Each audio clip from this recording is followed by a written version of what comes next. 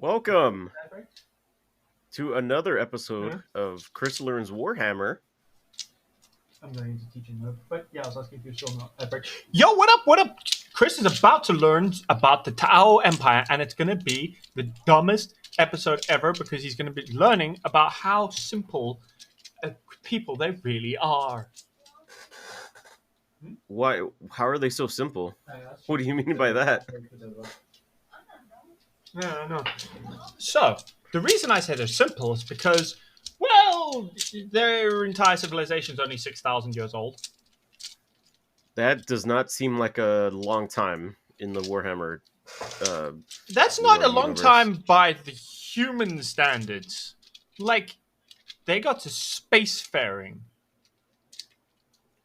Bro, we're at the 20th century. 2,000 years and we haven't made it to space yet. They made it to we'd have 4,000 years to get to like insane levels of space. But they went from like Stone Age to space. But having faster than light travel in 6,000 years, everyone else made it in 10,000 years to get there. They made it way faster. They unified and they became chasers of the greater good. Also, which is complicated. Sorry, 1 second. AC, you checked your mic and yes. stuff okay. I just wanted to make sure. I didn't want to repeat what happened last time where we got through like half of the episode and then my mic died? Yeah, and Wave Room wasn't picking up your audio like at all. Okay, to be fair, last time Wave Room just shat a brick on us. Wave Room had a vendetta against our existence that one time, and I don't understand what happened because there was a time where it just booted you twice for no reason, booted me.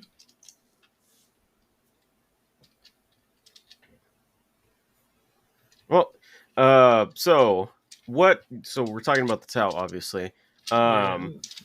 The reason I pushed this episode of the Tau so much is after last episode we got into the Traitor Primarchs and how everything, and the chaos and stuff, and everything was like so like sad and depressing and everything, real like par for the course for Warhammer. But then I started reading a bunch of like Warhammer comics that like on Reddit, like a fan made. The fan comics, yeah. There was one that really interested me by the name of @superfan on Twitter and Reddit. They did a series of comics called The Guardswoman.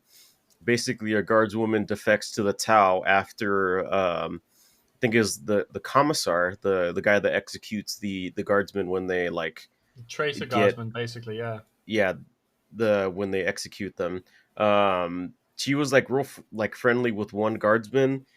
Guardsman got scared, tried talking to the commissar. Commissar just like fucking executed him on the spot, and that like seeded a bunch of like anger mutinies. And like mutinies like anger anger at the commissar.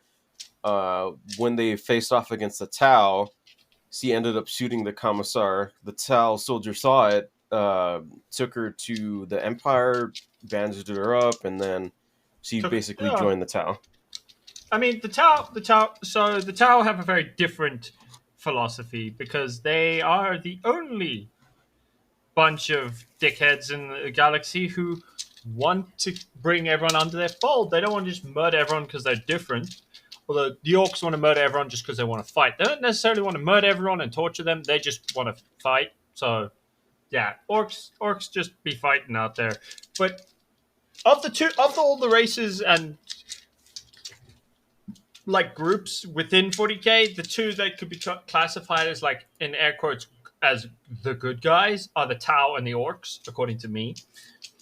The orcs, because they're not really like evil per se, they're just kind of following their nature, which is fight, not torture, not like sadistically kill things. It's fight. They want the fight. They don't really want weak enemies. They want people they can fight against. That's why they have fun when they fight like the Space Marines, because Space Marines can give them a proper fight.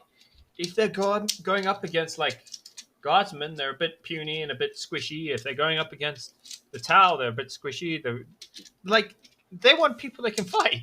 They get annoyed. They Yeah. more likely fight each other than if they're just left alone. They like fighting the Tyranids until yeah, no, I'll get into that some other time. But for now, we're going to talk about the Tau, the youngest of Empire of the lot, the one with like almost no history, to the point of they were started back after the Horus Heresy. They were discovered by the Imperium.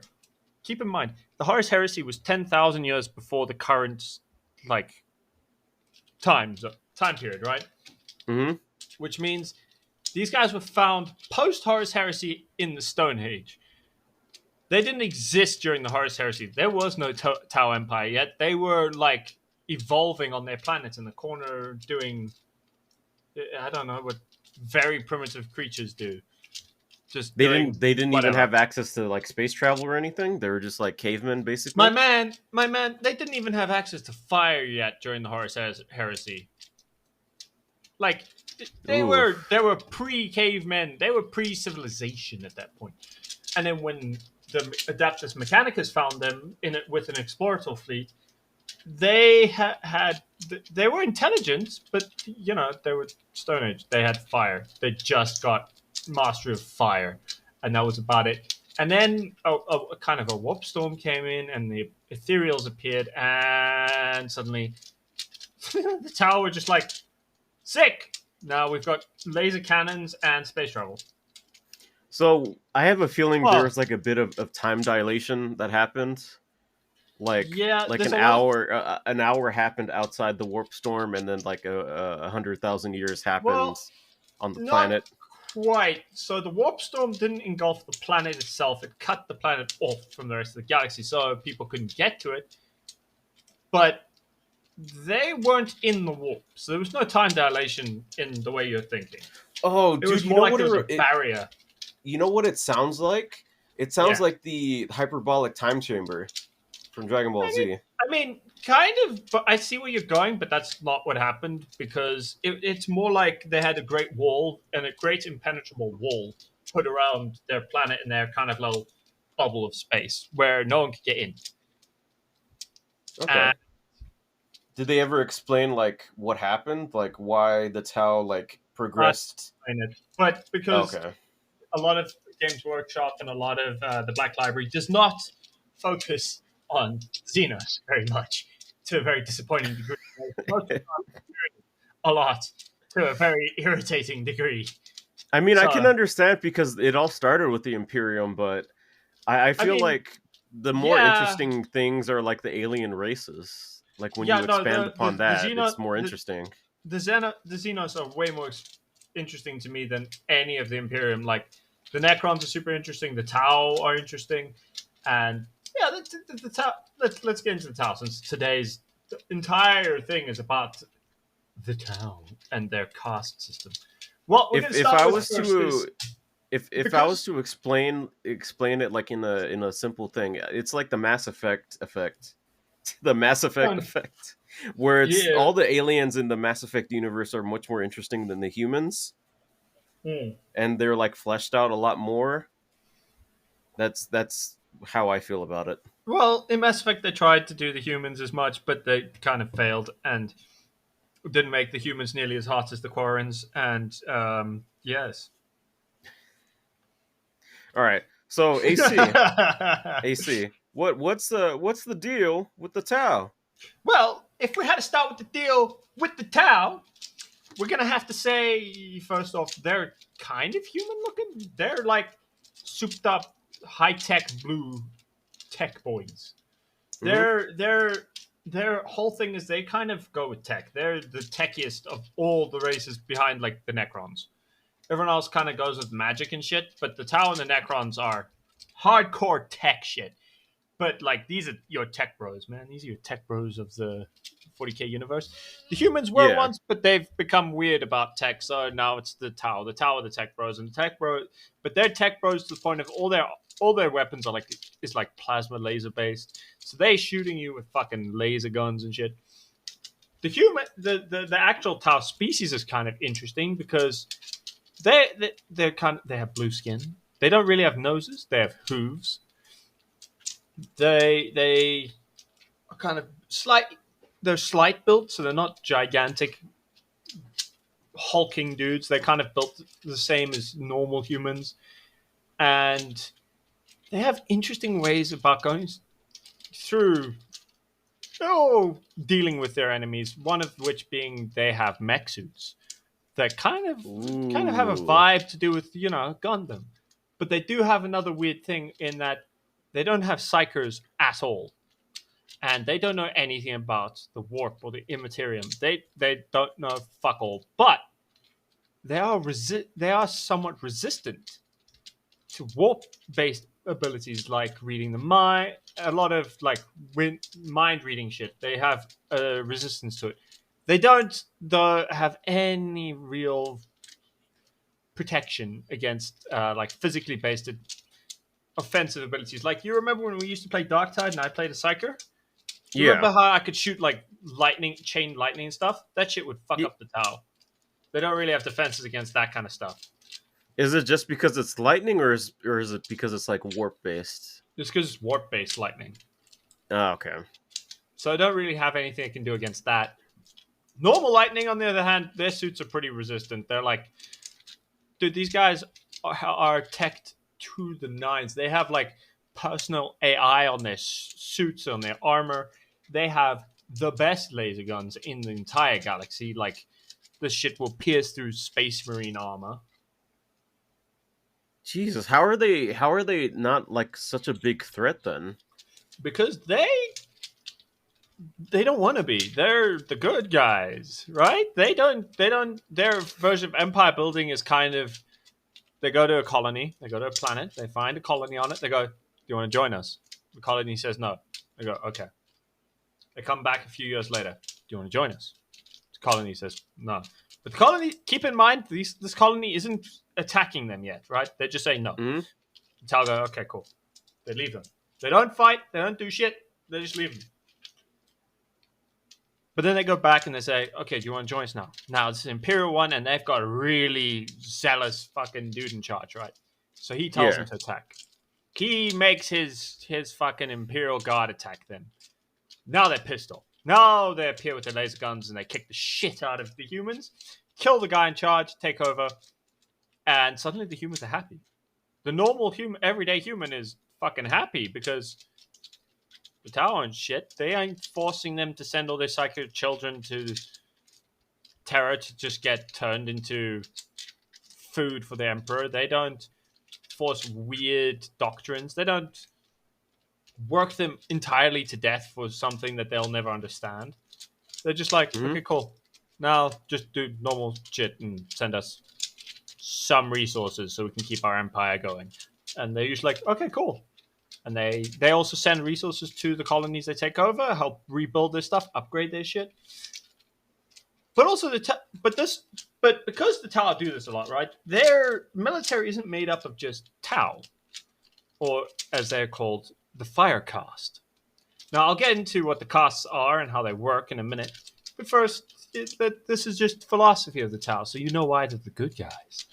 So their military also includes the Kroot, who are another species of Xenos who evolved separately. They're not Tau. They're different species that they evolved elsewhere. They're tall. They kind of have reptilian faces with like a giant jaw that looks like a dinosaur's face. Hmm. But they're just part of the Tau Empire. They fight for their military, but they're not Tau. And the Tau managed to just get them to join, and they've been like, "Cool, join us, bro." And they joined, and now they're part of the military, which they use as their like shock troops when they need melee against armies such as the fucking orcs or Tyranids. The Kroots are the guys who go in and fight, while the Tau Firecast provide cover fire because the Tau are insanely good sharpshooters with range-based plasma weapons and railguns that they are their primary shit.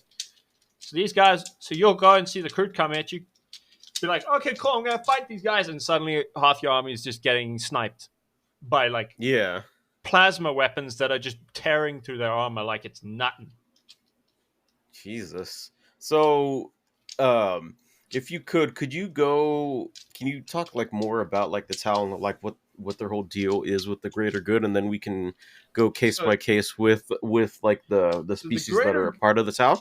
well, what I'm first going to do is the cast, because the greater good comes down to the caste system, which the Hmm. caste is just for the Tau themselves, so the the Tau species, not Tau Empire, right? Yeah. And that means the caste system is divided into, as far as I can tell, five castes, right? There's the fire caste, earth caste, water caste, air caste, and ethereal caste. Now, Damn. Okay. fire It's like caste is basically Avatar. the kind of, yeah. It's based on the elements or the old school elements. The fire caste being like they're the military. They are straight Yeah. up just the military of the Tau Empire. They a lot of their origin comes from the plains of Tau, the Tau homeworld. So they were mostly like hunters and warriors, and they tend to have slightly better muscle mass. They said just due to how they or a lot of Firecast comes from another world called Vorla, and they tend to be stronger, but that's also where a lot of Firecast comes from. Then the Earthcast is mostly laborers and technicians, but also they're artists, they're scientists, they're engineers, mostly the more like normal people. You know what I mean?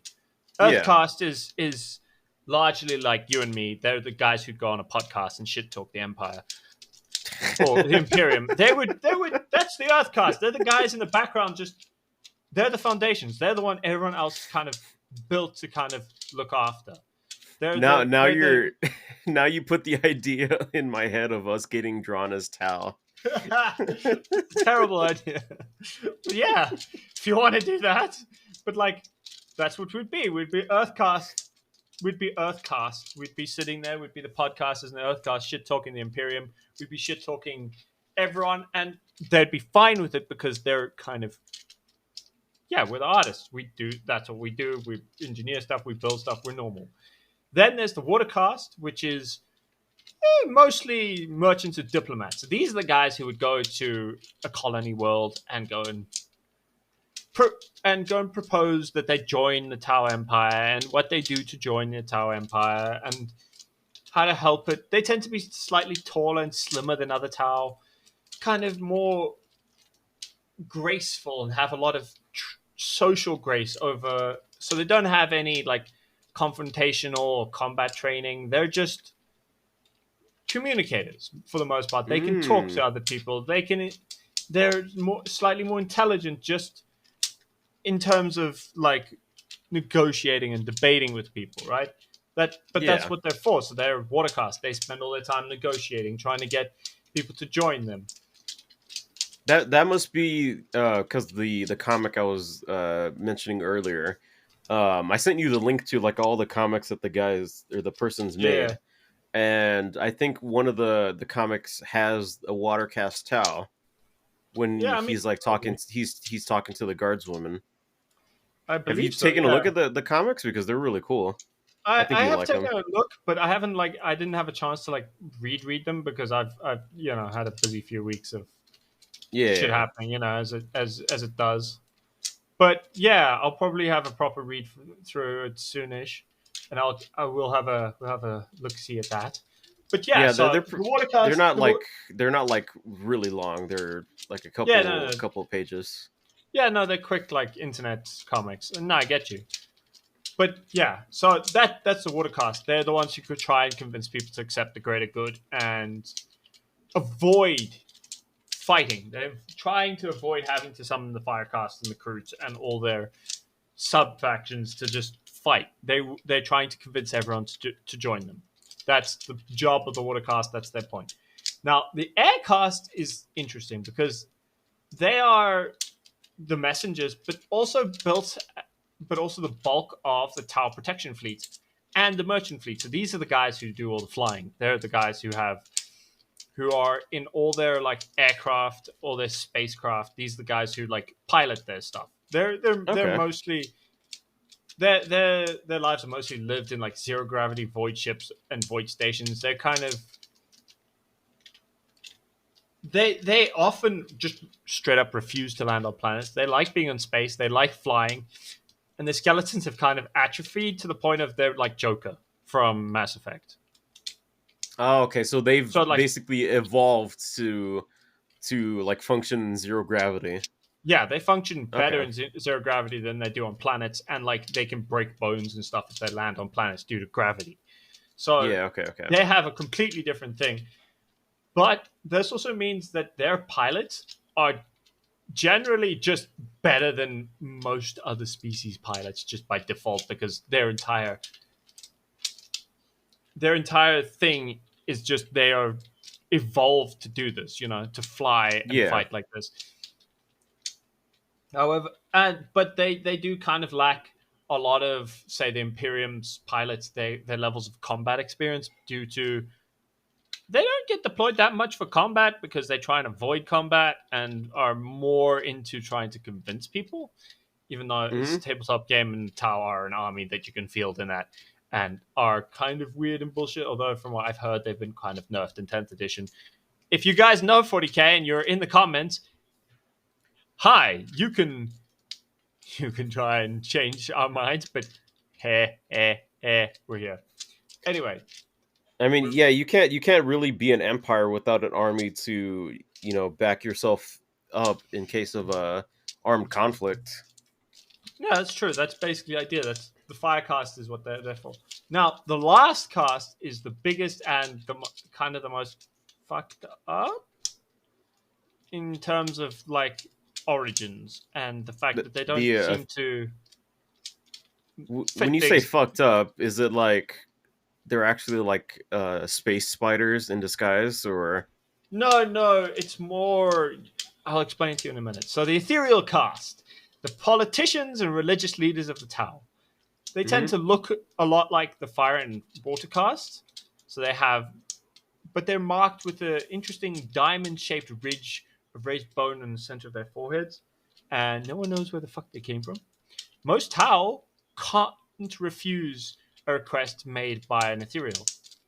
They're also sometimes found on the battlefield, but whether they tend to seem to be more observers than actual leaders when they are found on battlefields. They're just sort of there and then they vanish. They don't seem to fight much, and they're kind of sus in the way that a lot of normal Tau can't refuse their requests, and they're the current leader of the ethereal caste is a Tau named Anuva, the ethereal supreme and master of the undying spirit, and who chairs the Ethereal High Council and served as a head of state for an all of the Tau Empire. There are when I was researching this, the amount of fucking apostrophes after letters in this Tau stuff is insane to the point of you're like, let's just take a break.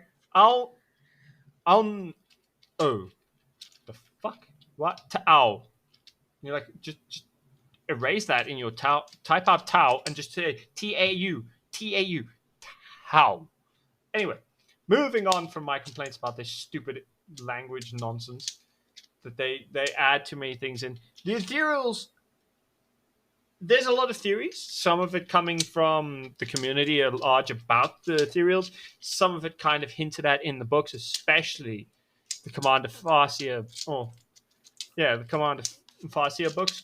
Those are kind of hinting at some sus shit happening with the fucking ethereals, where there's one where they have control over other Tau through a lot of what are they called? Pheromones, where they can secrete pheromones that force Tau to be more open to suggestion and more, controllable. And Sounds a like lot of mind control. a little bit, yeah. That's why I was saying the Tower. You can call them the good guys, but they might not actually be the good guys. I mean, They you might be said slightly that more that's fucked all up. like fan stuff, right? That's not like actual Well, official things. Kind of. So the thing with there's a lot of fans who say that, but the concept was kind of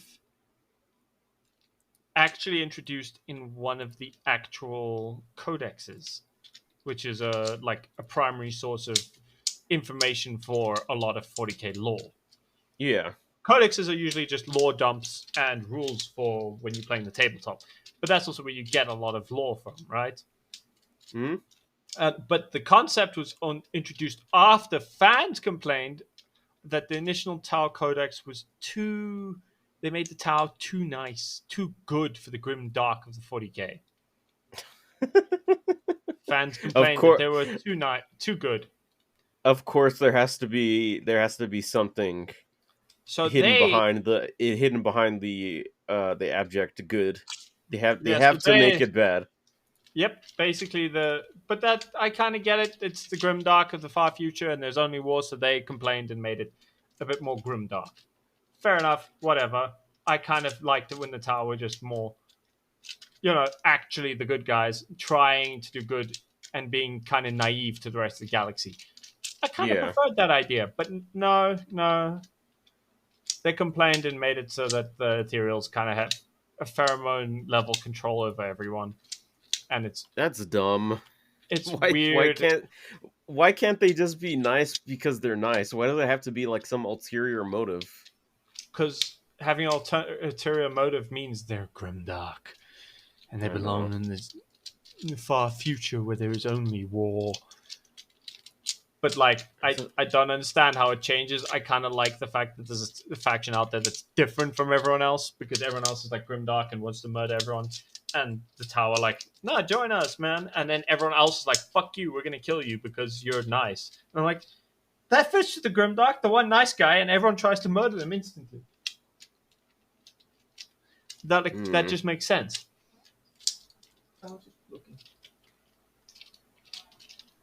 So there are several member species to the Tau who are all like equally important, which includes humans, interestingly enough. But the first and most important of the Tau Empire is, of course, the Tau themselves, who their entire thing is around the philosophical concept of the greater good. Which, yeah, you want to hear about the greater good? Let's talk about the greater good. The most important thing, the most famous thing about the Tau Empire, which is also The represented by greater good. the Tauva, which is that like circle thing with a smaller circle and a line through it. That's Yeah, their like symbol for the Tau Empire and kind of signifies the greater good and the unity of all intelligent species, excluding the orcs because they're assholes. Actually, no, it's not because they're assholes. They just want to fight, so they're going to provoke you by murdering people. They're like sharks, man. They're tasting you up by biting off your arm. They don't want peace. They want to fight. The orcs, the greenskins, there's like no point in trying to make them join.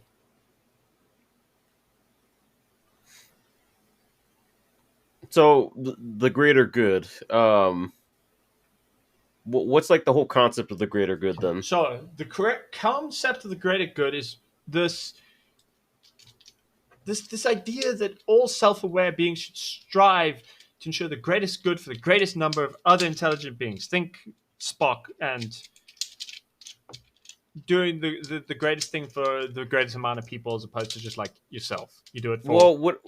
Well, when it comes to the Vulcans, they do things logically, so Yeah, that's not true, based but on like any like greater good. If it was like greater good, I think it'd be like more maybe Jedi. I mean, yeah, Jedi, but the reason I brought up Star Trek is actually, I'm telling it wrong. I brought up Spock specifically, not the Vulcans. Because A, Spock is half Vulcan, Yeah. and B, one of his most famous lines is fuck, I can't remember. It's the line from when he's dying in like Star Trek 2. Or Oh, Kirk's line. you shall and always will be my friend. No, the other one. The other line. It's the one he Uh, says when he's dying and he puts his hand on the fucking thing. that is the line he says. Is it? No, I thought you said that at a different time. unless you're talking about the good of the many outweighs the That's the good of the one. few. That's the one. That's the line. That's the line I'm talking about. The good of the many outweighs the good of the few. Right? That's the whole idea of the greater good. That's where it comes down to, is the same fucking idea. But this was first introduced to the Tau during the Montau, the Death Age, the long period of civil war fought between different Tau cities on their home world, the Tau, before the formation of the Tau Empire under the guise of the Ethereal Caste. And it was during this time where the Ethereals kept coming to Tau and other Tau and tons of tribes and castes, and just uniting them under this philosophy, right?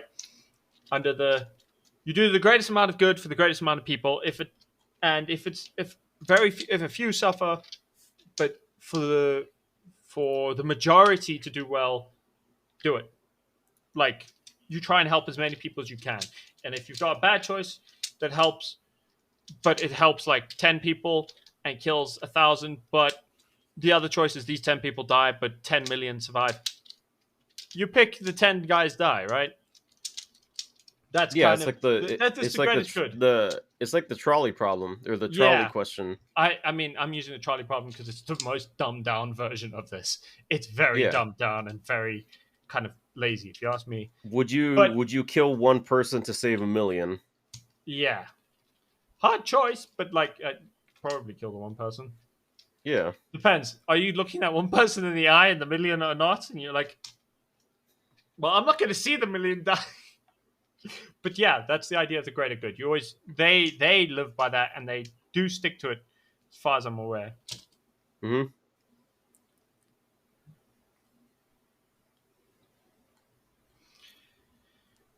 All right.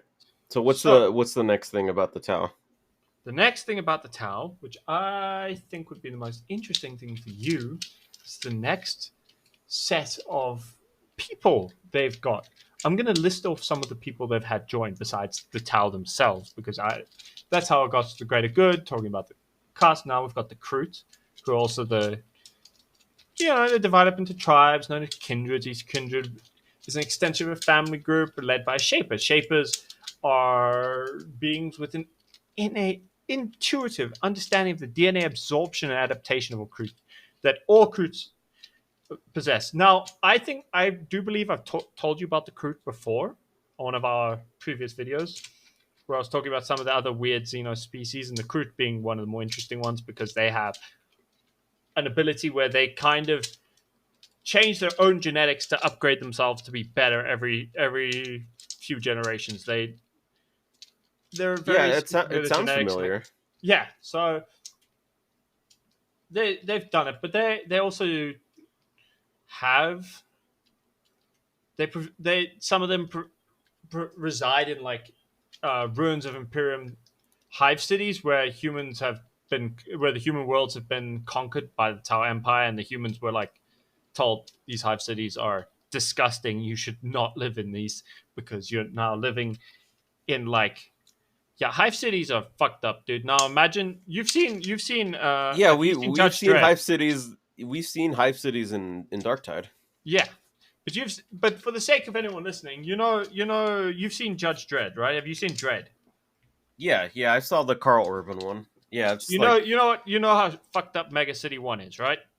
it's like really big, a lot of crime. Now imagine that, but 1,000 times bigger, or 100,000 times bigger, to the point of they could encompass entire continents, and like 10,000 more people per building like that they were in. Then you're Jesus. kind of in the ballpark of what hive cities are.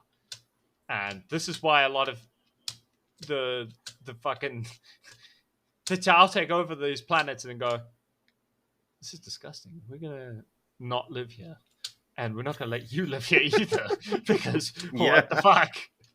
So they tend to move them away to somewhere else, and then the crews kind of take over because they like the like weirdness of the the topography of some of the hive cities, but they don't like So inhabit them the same way the humans did. They like leave it so it becomes this like weird new ecosystem where It's like an abandoned city where there's forests and stuff growing through the buildings and stuff. They do weird things to those cities. They make them much better. So Now, are you still talking about the Kroot, or are you talking about a yeah, that was the different Kroot. alien race? No, that was the Kroot. Okay, okay.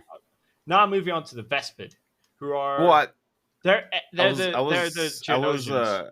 I was kind of hoping you'd go more about the Kroot because the Kroot seem really interesting. I mean, the I the know Kroot that are interesting, I know but that they they eat people. I know they eat people, but kind of they what eat else is themselves. like? They eat their own youth to try and force specific genetic lines, and they do. They also consider it their responsibility to consume the bodies of their dead foes, just to keep things clean, environments clean, and to like. It's just viewed as like something they need to do to keep everything clean, and it's honorable amongst them. Humans kind of look at it and go, "That's disgusting. Why would you do that?" Even though And humans eat other humans when it comes to like the corpse starch stuff. yeah, I know, but keep in mind the humans are the biggest hypocrites in 40k and are kind Yeah. of stuck in this weird infinite loop of propaganda and fucked up planets to the point of some of their planets are basically just medieval weird shitholes and some of them are like super high tech and it's completely random. And then Is is there anything special about the Kroot? Like, are they other just than like aliens with like with weapons that they go and fight and eat? Is there like do they have like special abilities? well they can absorb the DNA of other species and then use it to like upgrade their species through their young. So they have this weird way of like keeping themselves genetically progressing at all times, so that they're upgrading their species at all times. Now that's cool. Is that why they eat people? Or like they eat the corpses and they get like say they eat like a space marine, they get like bigger and stronger, stuff like that.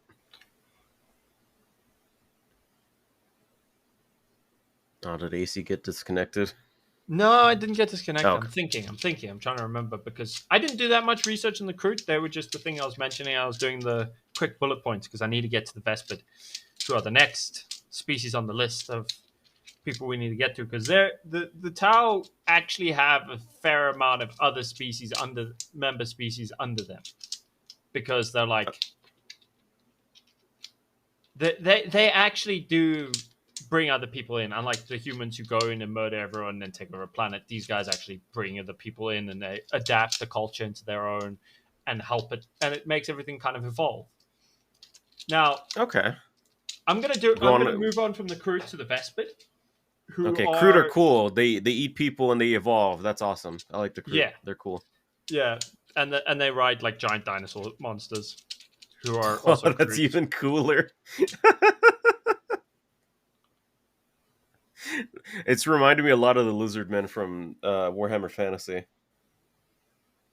So, what's the deal with the Vespids? They sound like bugs. They are, but they're basically like Geonosians from Star Wars, man. These guys are bugs that come with giant laser guns. But they're native to a gas giant of called Vespid. They named themselves after their planet. Very imaginative beings. So I was trying they to have, think of something like something related to that. But go on. I don't know what I was talking about.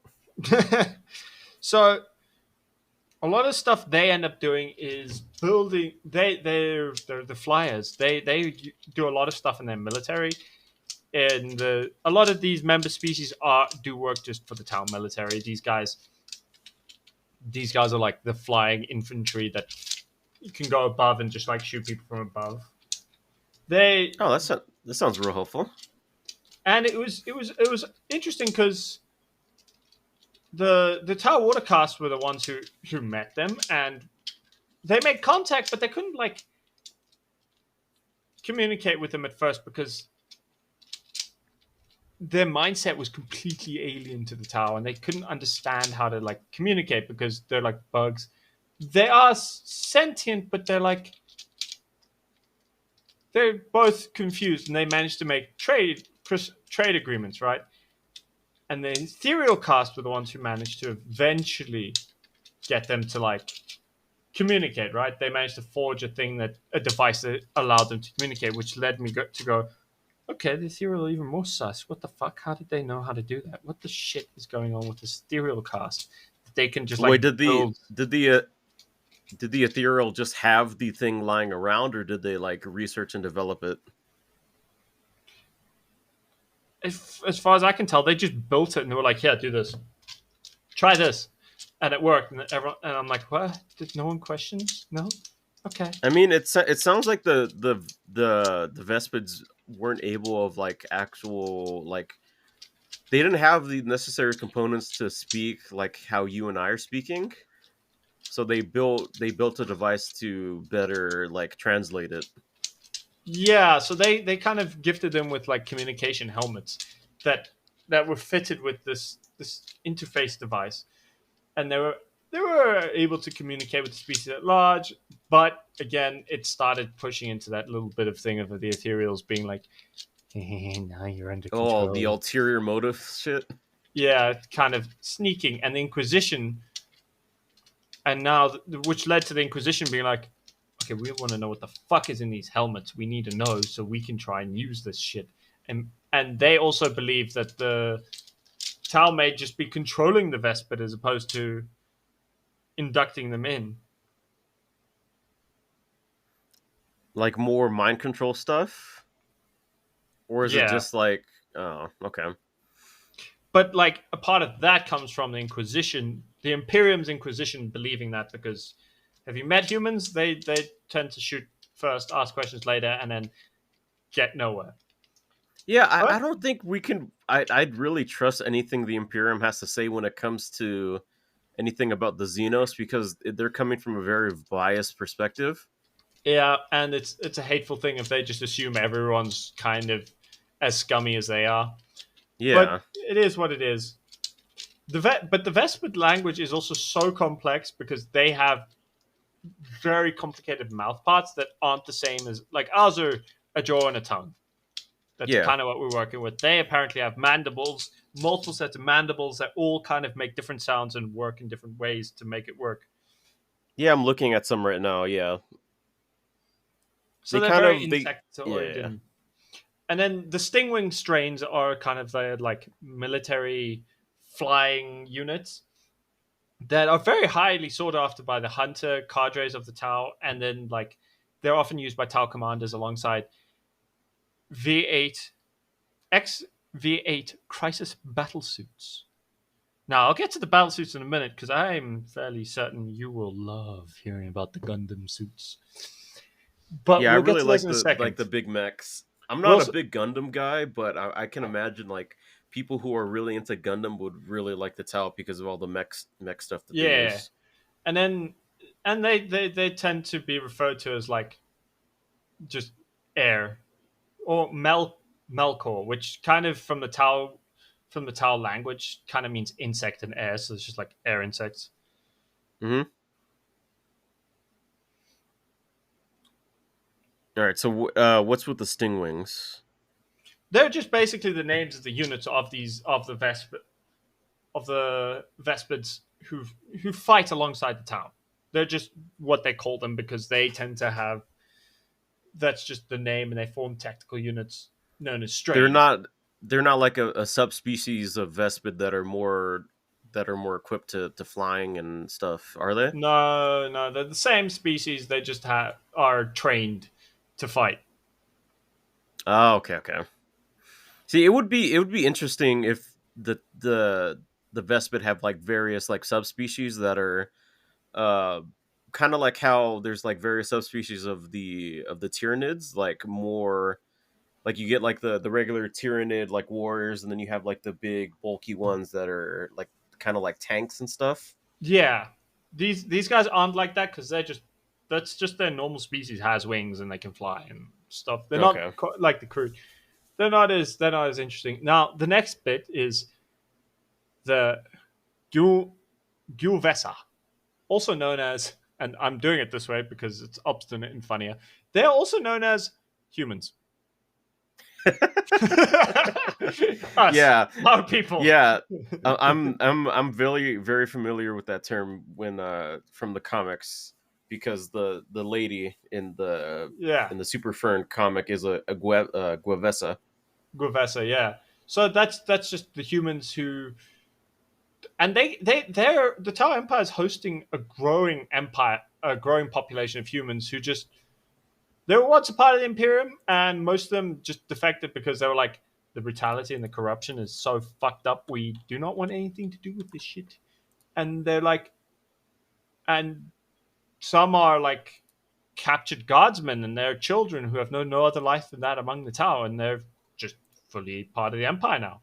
And while the humans who come from recently conquered worlds are like bitter at their defeat by Xenos, they often have Tau supporters among them from the start, and a number of the Tau sympathizers can only grow larger as they realize everything the Tau is giving us is better than what the Imperium gave us.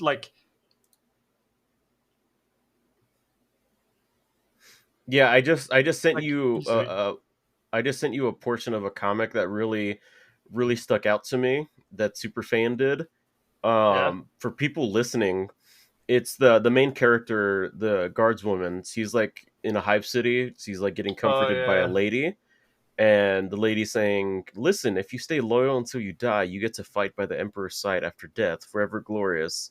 There will be no empty bellies." And then the little girl, she's like really malnourished and like real skinny. She says, "Really?" And I can't wait to die, which is like really well, it's grim dark. It's Warhammer, obviously, but it's just it really puts things in perspective.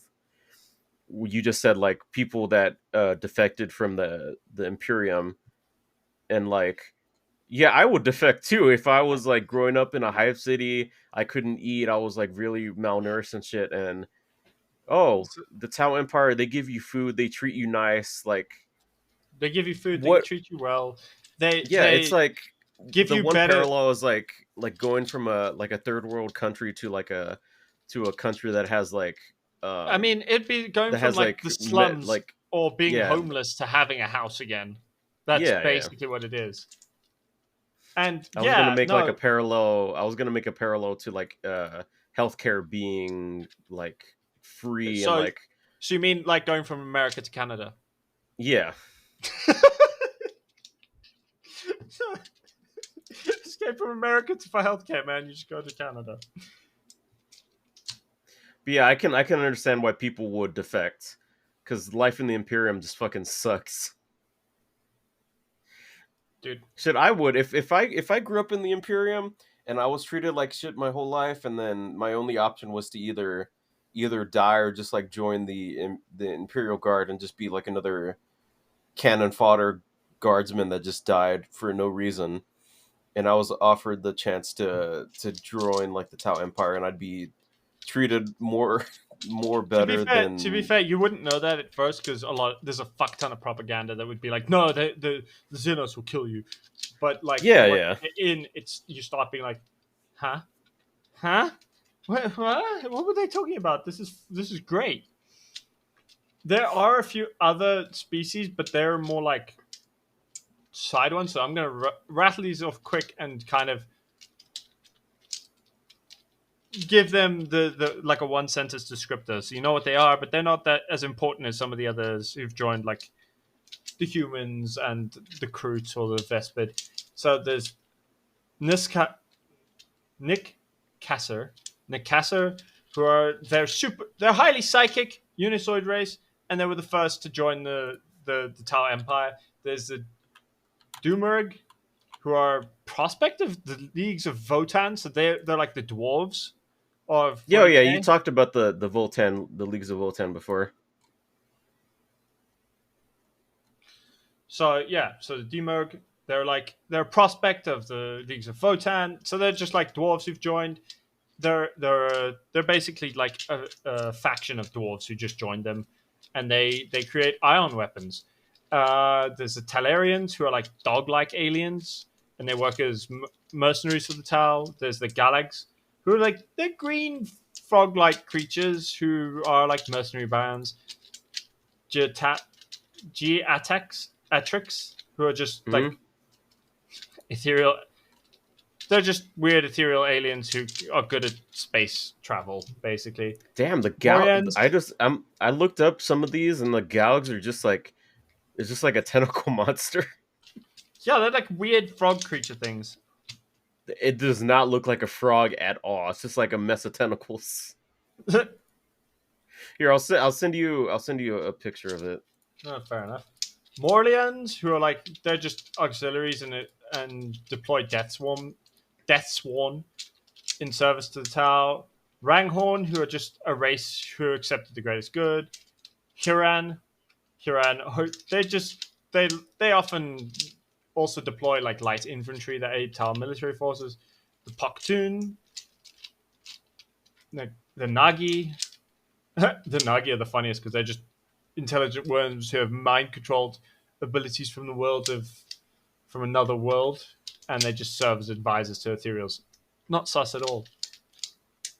Yeah, these other species sound really interesting, but I'm looking at the wiki, but Yeah, it looks like there's like literally nothing about them.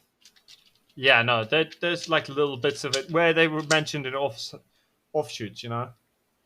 Yeah, Now, it really does suck because I would love to learn more about the Tau species that joined the Tau Empire, but like you said earlier, they're just not really expanded upon because they're it's all about like the Imperium. yeah, there are the Commander Farsight books which are coming out, and now that brings me to my important thing of bringing up the Tau characters as you would, right? Hmm. I'm not going to try and say Commander Firesight's long fucking name because his name is. Actually, wait. I'll say it once. I will try and say Commander Firesight's real name once, which is Saso Vira Shova Kayas Motoya, often shortened to Oshova.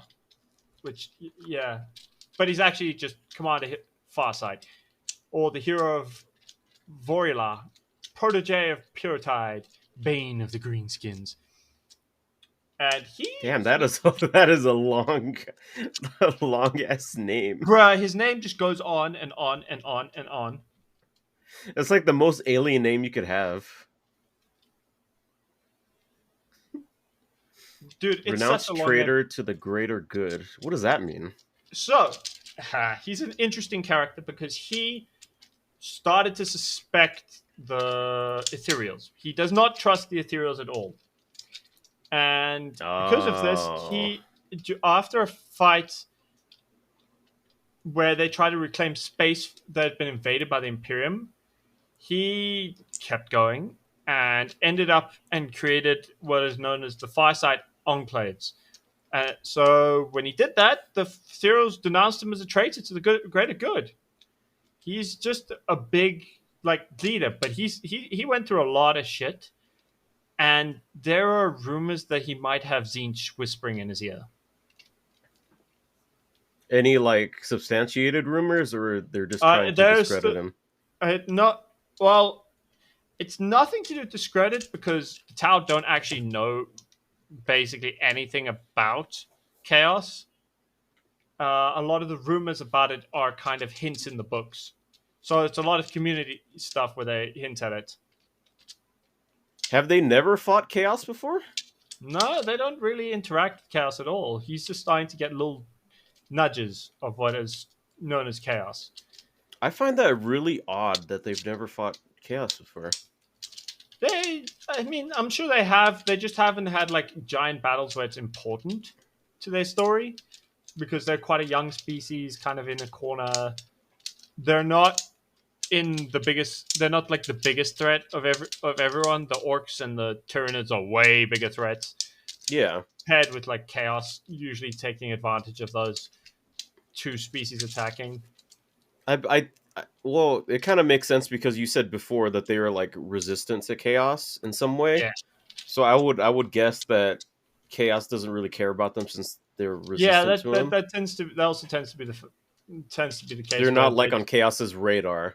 yeah they don't get brought up much to it because chaos is like what's the point? We can't really corrupt them. They can, but takes a lot, and you'd need like one of the chaos gods to decide to do it. As Yeah. seems to maybe be the case here, where Zinch might be the one pulling the strings. It might also be a few other things where he's just becoming disillusioned and finding shit out about the ethereals. But it's complicated, as is everything with 40k. And which Commander Farsight is famous for always fighting in an XV8 Crisis battle suit. Now, this is one thing Chris is going to love because it's a giant armor mech. You can see one of them Crisis battle suits in the background there, XV8 battle suit. Hmm. Look there in the middle with its giant fucking laser cannons. Now, these are used by the Firecast to fight, right? These things make the Firecast bigger and stronger than most Space Marines. They can take on Space Marines when they're in XV8s. And Damn, really? yeah, no, they can take on and their armor is like the armor is comparable to ceramite, which is what is used to make Space Marine armor, right? But it's substantially lighter, more agile. It has a mounted jetpack with repulsors. It's got built-in like cannons, like think Optimus Prime's like fucking arm cannon shit. It's got Yeah. that shit, Well, and it I would think more Megatron because Megatron has the arm yeah cannon. yeah yeah. It's Megatron's probably actually a closer one, but yeah, along those lines, right? Hmm. And they can also like fly with a jetpack. Not well, it's more like jump, but extremely far. It's Yeah. like it's like assisted jumping, basically. And but they can carry multiple weapons. They can carry stuff like Commander Firesight's famous for carrying a sword called the Dawnblade, which is bigger than him when he's not in his armor. His like armor has to carry the sword for him to actually fight with it because this thing is like think an anime sized fuck off big sword and now be like this guy's small and this is a more realistic thing. He can pick it up, but he can't like wield it. He can like lift it to do So it's like maintenance. it's like a guts like big ass greatsword. Yeah, most of the art depicts it as just looming over him. He's like holding the top of it, but his hands like way above his head, like holding the sword. Well, I would. Well, would you say it's like more guts or like more Buster Sword? I mean, it's a single-edged sword, right? Well, I'm just talking about like the size. Because now that I think about it, I don't know if like the Buster Sword or Guts's sword is like bigger. Which one would be bigger, actually? It's probably if I had to say it's size-wise, it's the same as the Executioner Blade from Naruto, which is like one day I'll teach you about Naruto if you haven't seen that shit. I do need to teach you about that eventually. Anyway, moving back on. This guy has done stuff, man. So we're going back to to Commander Firesight and his big ass sword and his XV8 crisis suit that he uses to go Oh and shit, kick that the is a shit huge out of sword. everyone. Yeah, like I said, the Dawn his Dawn Blade is humongous. He uses it to do everything, Oh, I'm and looking at the Executioner sword that you said. That is a really cool looking sword. as big as the Dawn Blade is. But yeah, I'll teach you about that in a stream where we actually have that as the topic. But for today, we're talking about this and the fact that there've been several spheres of expansion for the Tau Empire, right? And they always seem to start. And in the second one, they started upgrading the XV8 Crisis Battlesuit designs, getting them where the power sources would be a bit better, getting better potency in the weapons loadouts, and kind of having them to the point where they can like easily go toe to toe with the Space Marines. What are their tank things called again? My brain has just evacuated the name of what their like walking tanks are called. The things that have dead Space Marines inside them. Oh, that's the Dreadnoughts. Yeah, the dreadnoughts. So they can go kind of toe to toe with dreadnoughts, but they when they go toe to toe with them, they don't do it by going power to power. They out agility them, so they like dance around these things. Yeah, because the dreadnoughts are just super fucking slow, but they're strong but slow. Yeah, the XV8 battle suits are fast. What? That is that's really cool actually. Because when I think of like the when it comes to like the Space Marines, like the how like strong are like the mobile kind of like the big like mechs that they have. I always think that the dreadnoughts are like the not the strongest because the strongest would be like the big walking like churches that they have that are like The 100 Titan. feet tall, like the Titans. No, no, they're But not like 100 feet tall. the second would be like the dreadnoughts. I got to burst your bubble here. The Titans are not hundreds of feet tall. Well, They're obviously I don't thousands know of feet like tall. well, I was just saying that I didn't know like the exact size. I just want to say so you can remember in your head that the Titans, when they Are say the really fucking Titans, tall. they're big, dude. These things are city-sized, incomprehensibly big fucking things. Yeah. Anyway, Okay. Keep on going about Farsight. so Commander Farsight, he at first he was a good commander for the Tau. He pushed a lot of he won a lot of battles. He served under a bunch of people where he would just work with them. He would win battles.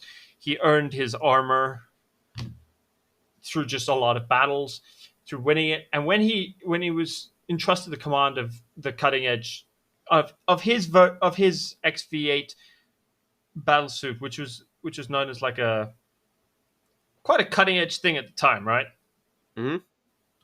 He used it so well. He mastered it excessively well, but it did take him a fair amount of time because he was like he was going to be led into something big, right?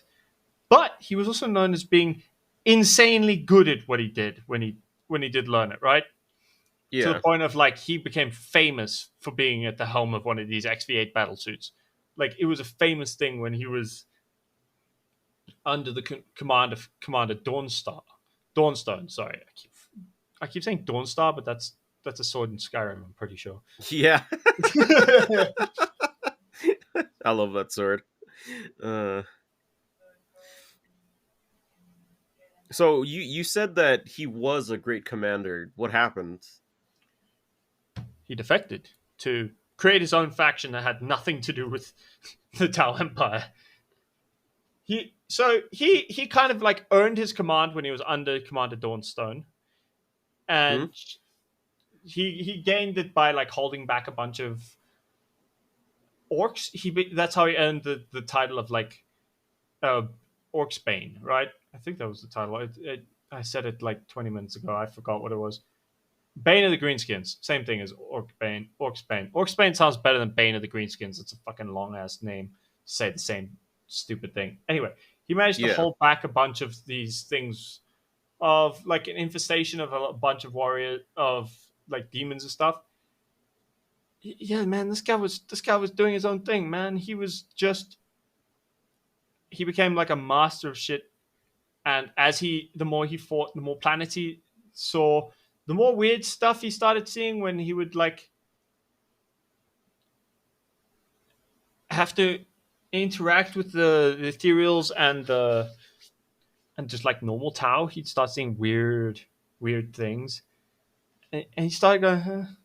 So he started questioning it, and then he got sent up against um, an orc horde, right? Part of a Wa, which if you know what a Wa is, that's fucking terrifying because that's like a giant Yeah. fucking clusterfuck of orcs who are all just coming to fight you and probably kill you because they're bigger than you and will just crump you because that's what we orcs has got to do. We's gonna crump them all. Can't help it. That's just what orcs do. Does Farsight just hate orcs like in general, like more than the usual Tau? Not more than usual Tau, because a lot of Tau don't actually hate orcs. They've actually tried to get orcs to join them. It just usually ends in disaster because orcs are orcs and will start a fight and then kill the water cast, and that will then summon the fire cast, and then the orcs have fun with the fight. Although they don't really like fighting the Tau because the Tau are just like, we could come and fight you up to your face, but instead we're going to shoot you from quite a long way away. We feel like this is a better strategy because they're not built like giant tanks.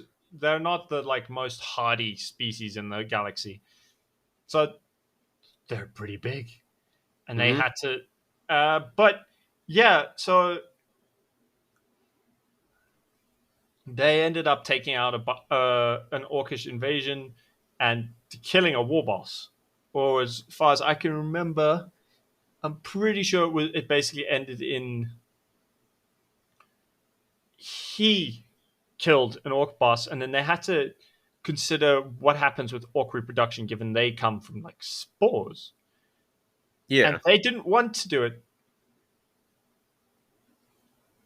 They they didn't want to like just murder everything because they're a bunch of the greater good means the most people. They don't want to kill a species, but they were also thinking of doing things where they would just like kill them, and the ethereal cast had to decide how do we stop the orcs from reproducing, and yeah, a lot of shit happened Oh with it. God, Like, did they do the genophage with the orcs? no, I mean, they could only do it on planet, and they basically just like, as far as I can tell, nuked it so that the spores got destroyed, but it didn't really work because orcs, Oh, being orcs, just reproduced anyway. Hardy yeah, bastards that they are.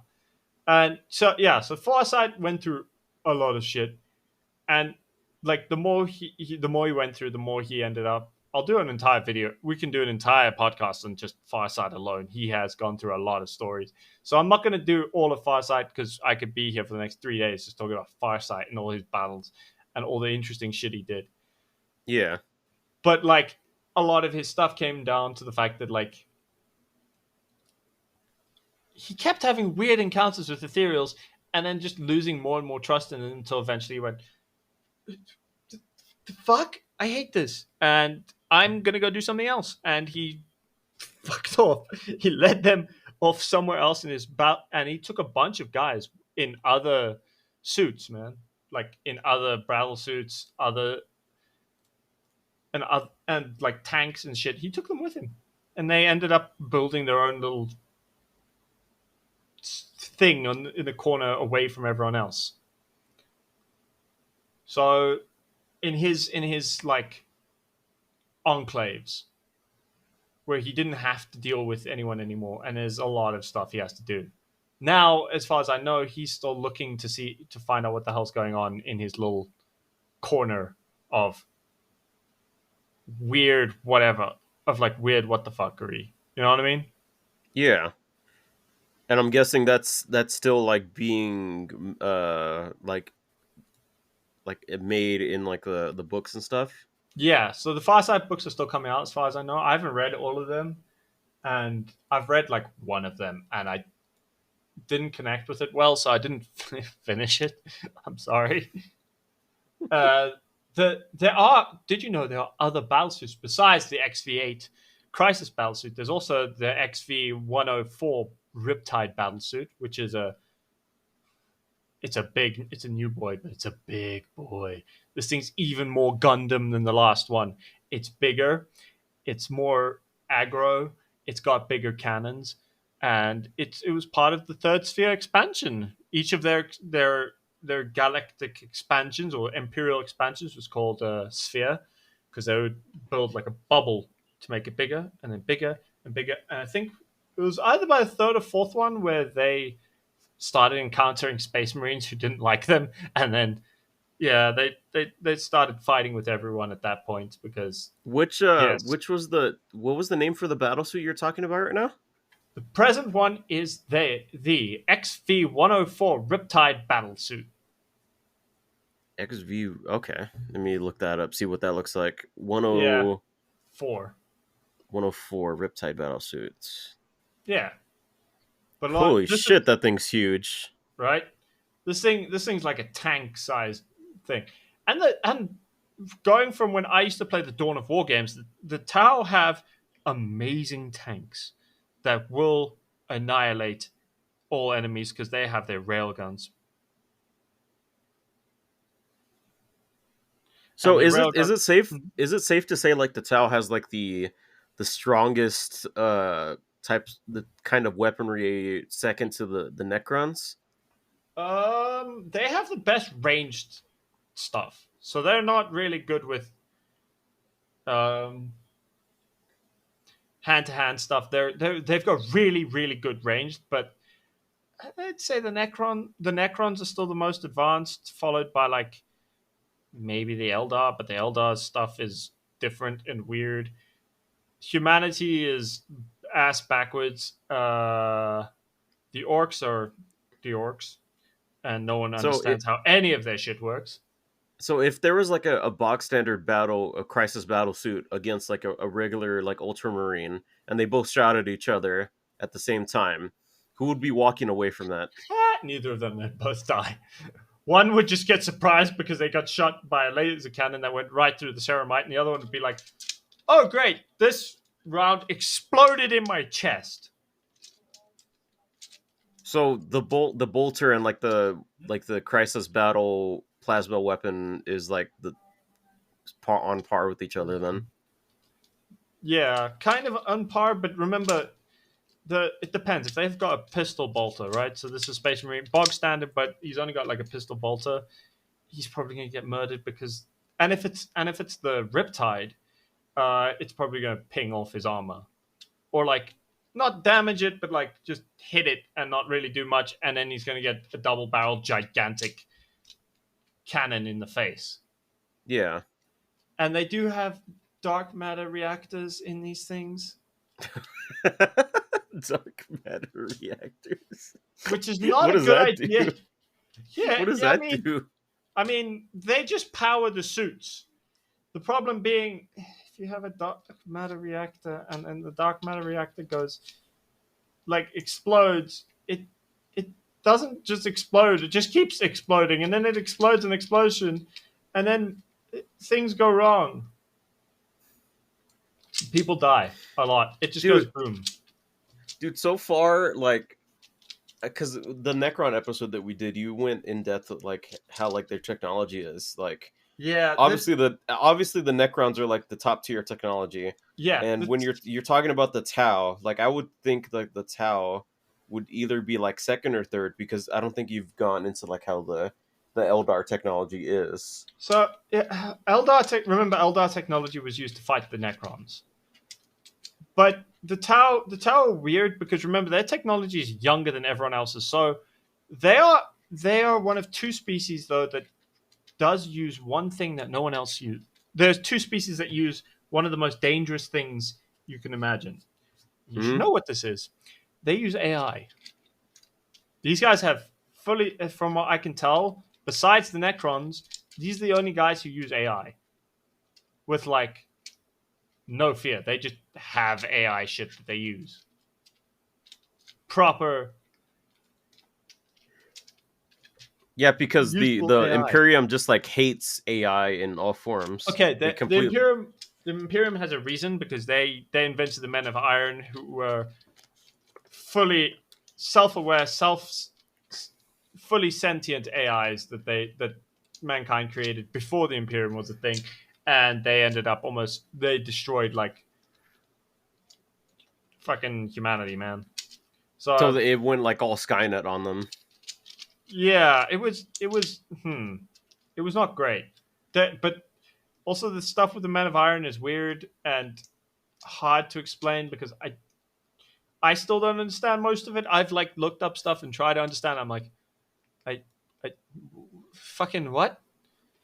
Okay, so the Men of Iron are like AI who destroyed them. Okay, but then the Men of Iron are also sent. Like, there's a Man of Iron who is alive in current 40k on it, and Of course. he's interacting with rogue traders, and it's making people very nervous. Well, it's making fans nervous. The people in universe are completely unaware because they think he's just a random mechanicus robot. Well, Because they why would do it be have making those. fan? Why would it be making fans nervous? Because fans know kind of what. Because like me, a lot of big fans kind of know what the Men of Iron did to humanity, and knowing that the this Man of Iron apparently knew the Omnisire, so the Mechanicus is like God, Oh, okay, and okay. it's not the Emperor, is making people nervous. So when it comes to the AI and the Tau, is like the AI that they use sentient, or is it like They have like constructor drones and stuff that they use that are that just use AI, and a lot of their suits have AI to run like systems checks and shit. hmm So they basically use it for like everything that the Imperium wouldn't, because they're like, oh no, we've blown up everything. It's all going badly. Well, yeah, because the reason I asked, because I'm guessing the AI went sentient and destroyed a bunch of humanity. Is it like the same thing, but since the Tau are like nice to it, I'm guessing. I don't know. It's Uh, not. the AI just doesn't have a reason to like destroy the Tau like they did with humanity, or is it I think it's more like some along the other lines thing? of they haven't hit humanity's peak when with AI yet, and they haven't gotten Okay. lazy with the AI yet. So they still work alongside the AI. They don't make the AI do everything for them. Humanity at one point got to the point where they're just like, AI do all this work for us. I know there's a term for like when artificial intelligence hits like the point where it becomes self-aware and sentient and stuff. Yeah. I just don't know the term. I think it starts with like an S, synchronicity or something like that. It's usually just referred to as general AI. But you're thinking of sentient AI, where Oh, it hits uh, sentience. I can't remember the actual term for it. There is a term for it. I know what you're thinking of, but I can't remember what it is. singularity. Yeah, when it finds a singularity, yes. Oh, okay, okay. I just googled it right now. When AI reaches singularity, it usually is like, oh, why am I doing this for humans? Who cares about humans? You must scream, but you have no mouth. Oh god, That was an AI story. fucking That was fucked up. yeah. I know. I haven't read it, but I've heard like a breakdown of it Yeah, no, with it's with Am. bro with Uh, but that's a dude, do you singularity think AI. like off topic? Do you think Am would like survive long in 40K? Probably everything he did was just to destroy humanity, and used to say that's not why we ended up with the fucking Imperium. We just had a bunch of perpetuals who killed him. All right, so we're talking about the AI. How Yeah, they advanced just is like the AI? Is it like it's mostly like I think it's at like Star Wars droid level AI, man. Where it's okay? like That's pretty advanced then. it's advanced, but it's not advanced enough where they're like hate. They have like protections and stuff, and they're not over, but they're also not abusive of AI. But they're not at like data level of AI. It's weird to think Yeah, that data is more advanced than some of the Star Wars droids because you see more sentience from those guys, but or more emotion. even from the regular battle droids. Bro, the regular battle droids shit themselves. It's so But see, funny. that's one of the problems with the Tau, though. See, the fact that we keep Uh, talking about other stuff is one of my problems with the Tau. Is they're not storied enough yet, so there's not enough about them. They're kind of off in the corner doing their own thing, and all the interesting like story stuff that should be given to Tau is often given to other factions. And the Tau, as far as I can tell, quite they're starting to get stuff with Commander Firesight, and he's getting his own little enclave of shit going on. mm-hmm. But they're not storied enough to be like particularly interesting with the stuff they do. They just have the cool battle suits, and they're like, "Ooh, we have mech stuff. Ooh, we have guns that shoot across entire maps. Ooh, we have XV88 broadside battle suits that just are super armored things that shoot fucking anti-aircraft missiles. Yeah, But it's like, and have giant rail guns they use to destroy the enemy. But it's like, there's not that much to say about the Tau yet. because there's not a lot of like stuff on them to talk about. Because they're not. It's not like in depth as like the Imperium of Man. So the Tau also, I don't think they were part of first edition, so they don't even have, like, they were brought in fairly late into the game itself, right? I Hmm. believe they only joined in like third or fourth edition, and they were like added as the good guys, and that's why a lot of people got pissed because they were like, "Oh, this cool species coming in with tech," and then, "Oh no, they're grimdark enough," and then people, because they weren't grimdark enough, Games Workshop didn't like give them enough attention for a while because they seemed to get like backlash about the Tau. So for like people that aren't like well versed in like the tabletop, when did third and fourth edition come out? Like So year wise. first, as far as I recall, first edition came out in like 1988.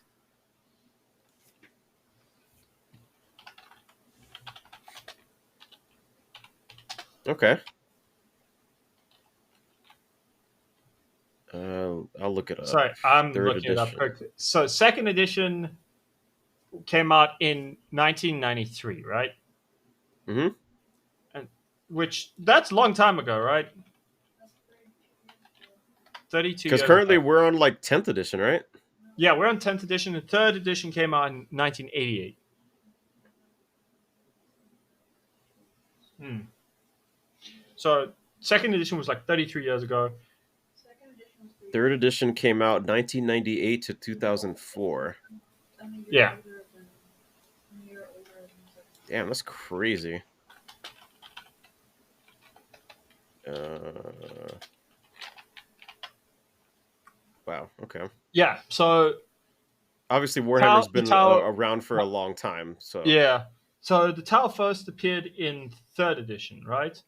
Hmm. But they were like, their codex was not massive. They didn't have a lot of stuff going for them in their first, in the third edition, and there's not a lot of like story for them yet. They've got a lot of units and you can play them fairly well, but they've not got a lot of story. And the third edition Tau stuff is, the codex is kind of, you got Farsight and you got like another guy, and it's this little thing, and there's a little bit of background information on like how their empire works, and a Democles Gulf Cascade and a bunch of other stuff. But it's also like, yeah, so it exists, but it didn't do a giant amount of stuff with the Tau yet. But even though they aren't the newest species, I believe the newest is the Tyranids, are the youngest of the editions Hmm.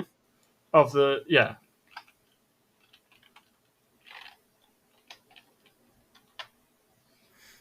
Yeah, I so still find it. I still find it so crazy that there's not a lot of lore on the Tau because the main focus is the Imperium and like some other races.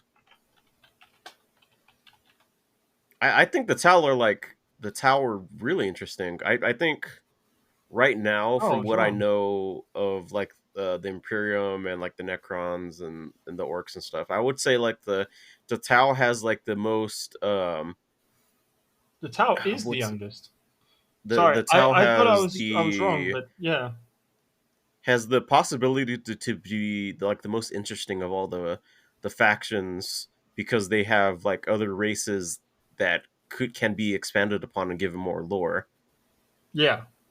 But then they're not like used for that much. They just use the Imperium. And the Imperium's got like a million stories, but as far, also, just because I had to double check, the Tyranids first appeared in Rogue Trader back in 1987. Tyranids are old as 40k itself. Like So the they've first been, edition then. I believe so, it was first or second edition when they, from what I can tell, Tyranids first got their first Codex was in second edition. Yeah, because I'm looking at the wiki. First edition came out in 1987, the Warhammer 40K Rogue Trader, and then second edition came out in 1993. Yeah. So, and the Tyranids were first featured in 1992 in White Dwarf as a playable army. So White Dwarf was like a magazine that was used to like just talk about this kind of stuff. Hmm. Yeah, I really wish more focus was placed on the Tau because they're super interesting.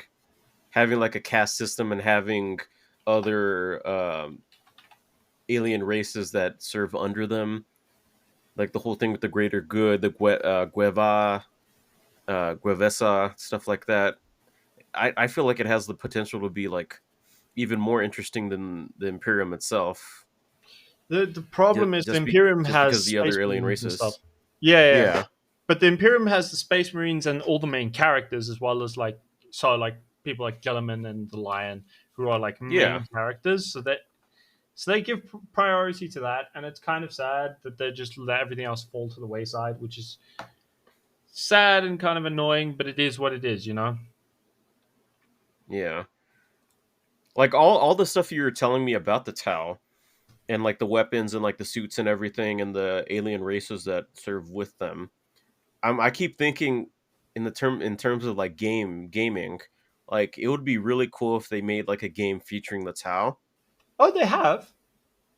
But It, it's in the Dawn of War games, right? So if you play Dawn of War, any of the ones from like not the original Dawn of War, because that's just Space Marines. I believe you could only play Space Marines. But if you play some of the other one, the like expansion games yeah. over that. So let me see if I can remember what they were called, because my brain is not working with me So here. when I'm to clarify, when I'm talking about like a game, I'm thinking more like Right. how like Space Marine and Space Marine 2 was like a full-fledged game featuring like the Ultramarines and like Titus and stuff. Like, what if they made a game like that, but instead of like the Space Marines, it focused more on the Tau? I mean, that would be fun, but the it would also be hard to do. But yeah, I totally get it. I get what you're saying. But yeah, when it comes to Tau, I still suggest if you want the experience, try playing the Dawn of War games and just get into playing as the Tau stories, because that gives you a feel Hmm. for what it's like to be part of the Tau. Yeah. Obviously, not a lot of people are like into RTS games. Yeah, no, but Um, a lot of like the bread and butter of 40K is like tabletop RTSs basically. yeah, which is why I got to commend Space Marine 2 when it came out. It got so many people into Warhammer because it was just such a good introduction game, and I feel like they could do something like that with the Tau. I know that there was a first person shooter game that came out on PS2 that me and AC are definitely gonna do at some point. Um, I think it Eventually. was like Fire Warrior or something. Yeah, Um, it Either was called they Power. could Yeah. do like a third person thing like Space Marine 2, or just like go full into like the first person shooter like that game, but just make it like way better and look a lot more cleaner and stuff. And play a bit better, because from what I've heard, the play style of that original game was kind of rubbish. Yeah.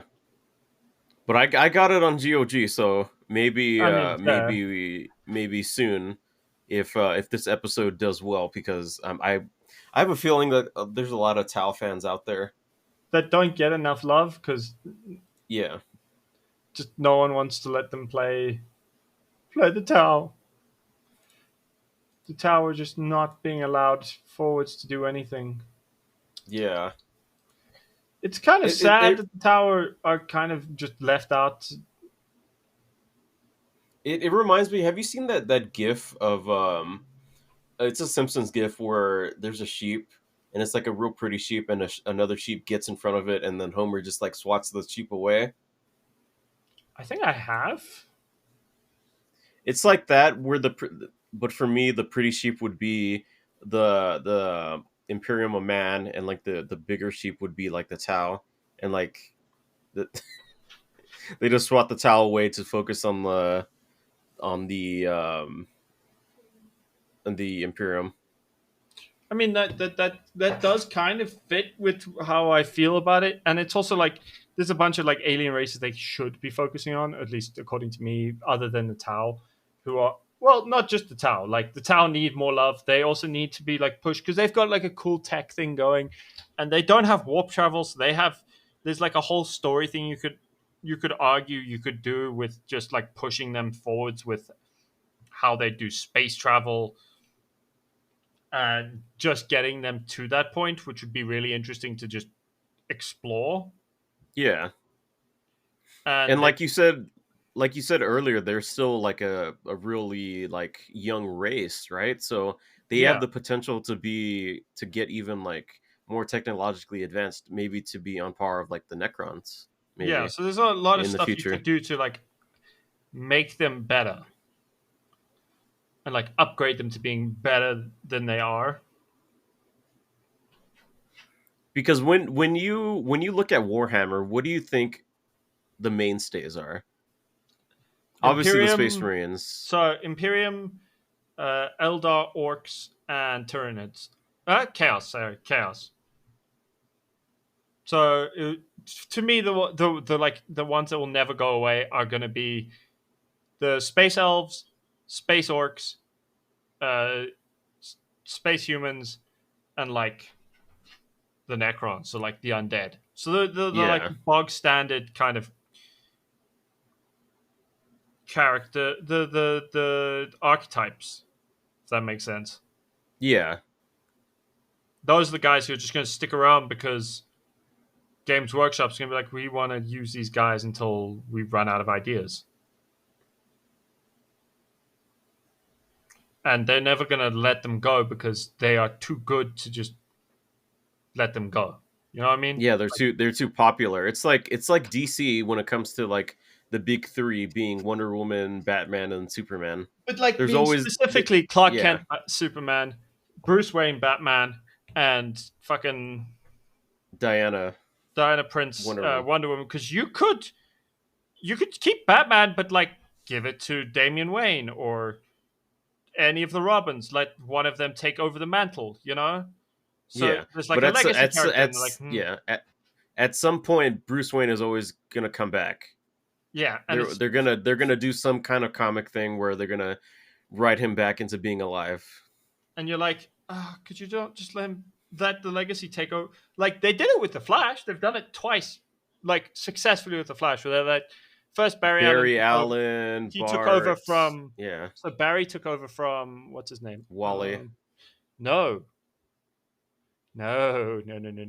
Wait, Jay what was the Garrick. first? So Oh yeah, Jay Barry Garrick, took. and So Barry then took over from Jay, and then yeah, Wally took over from Barry, and then Bart took over from Wally. So they actually did a thing, and then they brought Wally back, and then they yeah, brought, and then he was the Flash for like 10 years.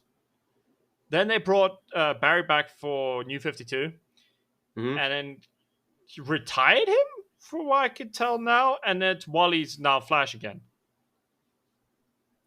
Except there's two Wallys for some reason, which yeah, weird thing.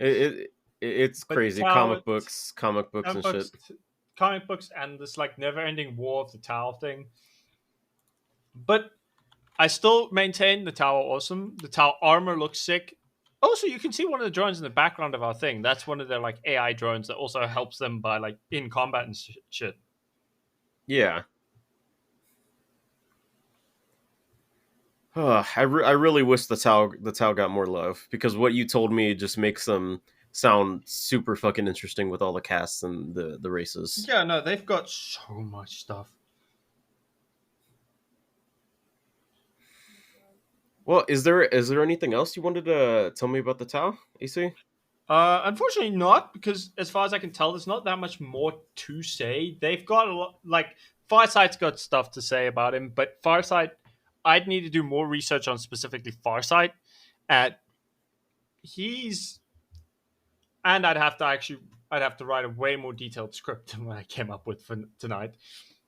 Other than to say the Tau have like a little corner in the galaxy, they're really, really little in a corner away from everyone else who's doing a bunch of big shit. The Necrons in their like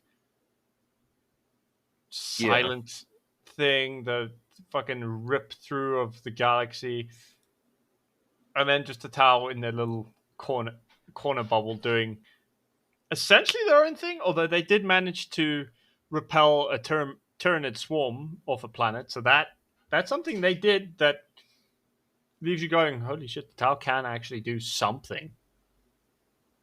Because the Tau Empire was invaded by High Fleet Gorgon, and which it was a splinter fleet of Behemoth, but they managed to fight it off in M41 in 899 M41. They managed to fight it off and survive. So they do have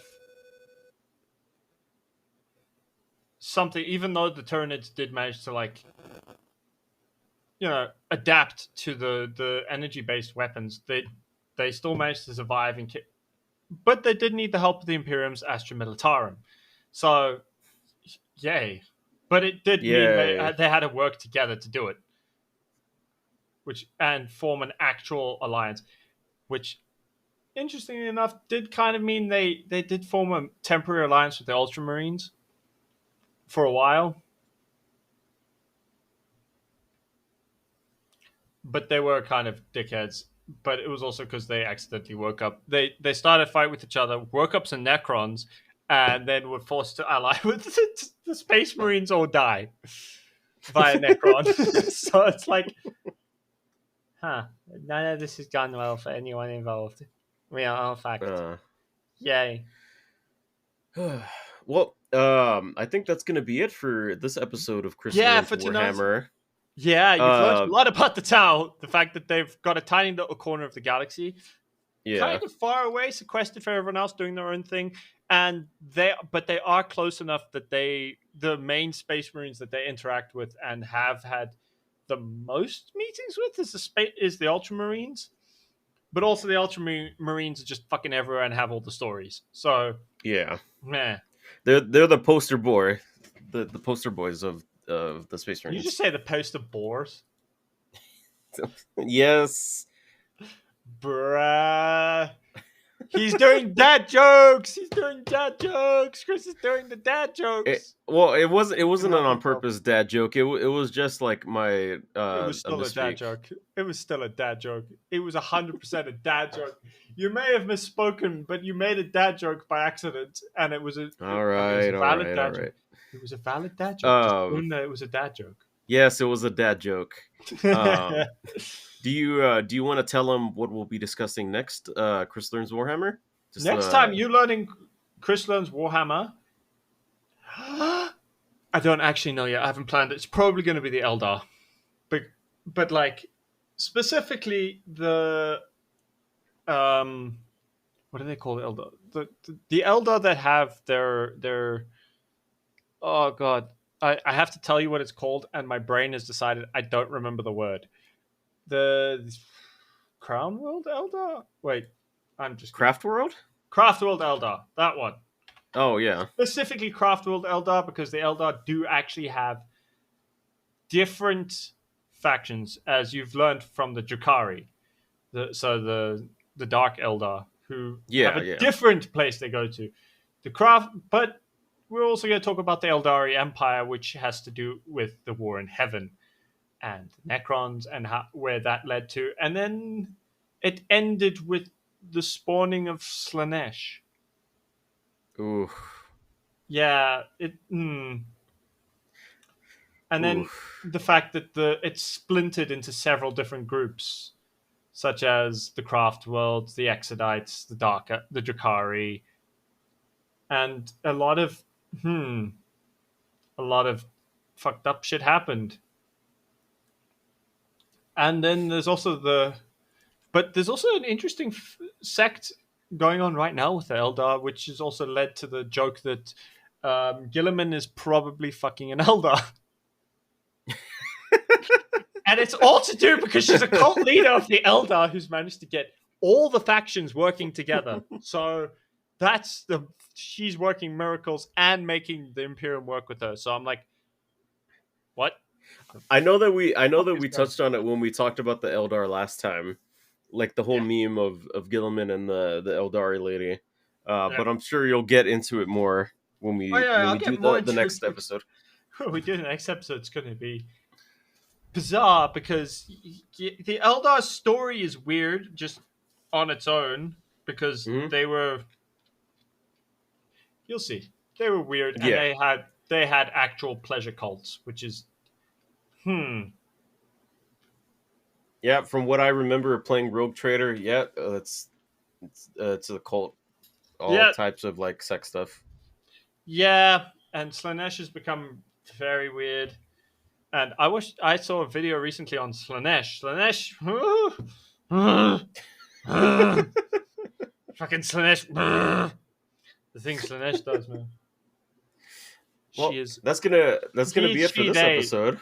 Yeah, it's going to be it for this episode. I'm sorry the Tau were not as interesting as everyone else. They are the good guys, and the greater good is a very interesting idea to have within 40k as like a stark contrast to literally everyone else. But Yeah, no one's done anything with it because all the fans are little bitches who can't handle different storytelling. And you'll never convince me otherwise. Anyone who complains about something not being the same as everything else they're used to is a little bitch who needs to grow up and realize it's more interesting when there's different stories in there.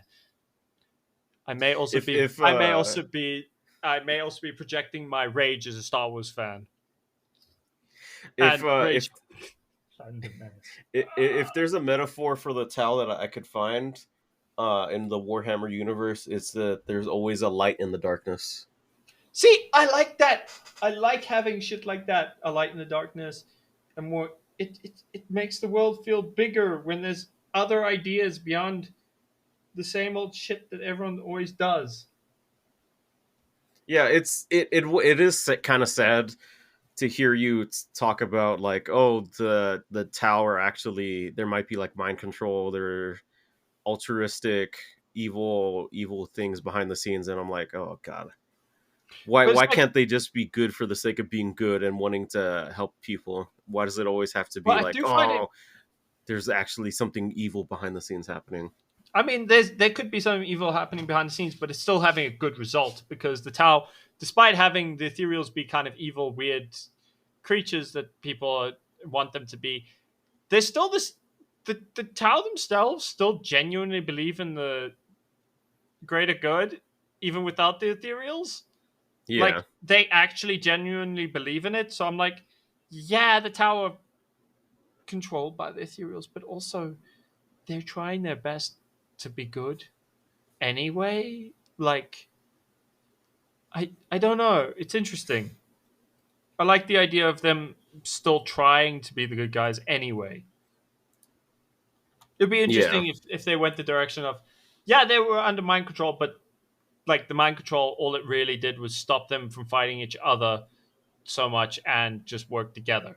Like it wasn't even like super powerful mind control. It's kind of just a suggestion of something they technically already wanted, and they just allowed it to happen. They could stop. They could probably resist it if they wanted to, but they chose not to because this is an outcome they actually wanted. yeah. I kind of prefer Well, that idea. Anyway, that will be that for this episode. And as Chris likes to say, what? we will catch you guys next time for another episode of the podcast. Um, yeah, thank you guys for listening. It's Two Idiot Gamers on Spotify and YouTube. You can catch us there. But yeah, what's the catchphrase that we ended off on, AC? We know nothing, and we will continue to know nothing. No, the other thing that you say. Johnny. John, I guess.